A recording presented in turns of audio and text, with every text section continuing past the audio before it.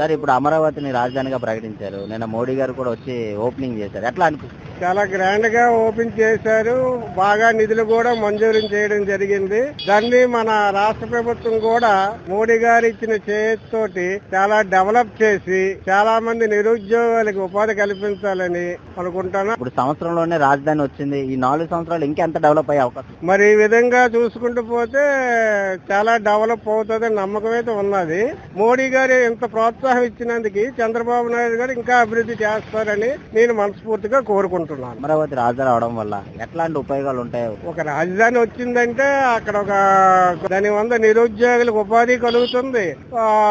Area మొత్తం develop అయ్యి ఒక ఆంధ్రప్రదేశ్ కు ఒక వెన్నుముకగా నిలుస్తుంది అని నేను అనుకుంటున్నాను. నమ్మకం అయితే ఉందంటారు కదా? నమ్మకం అయితే ఉంది. ఎందుకంటే చంద్రబాబు నాయుడు గారు ఏది కాదని మోడీ గారు కాదనకంటే శాంక్షన్ చేస్తున్నారు కాబట్టి అలాంటి చేయదులుంటే చంద్రబాబు నాయుడు గారు తప్పకుండా మరి కొంచెం ముందుకు తీసుకెళ్లి విజయ పదంలో నడిపిస్తారని నేను అనుకుంటున్నాను.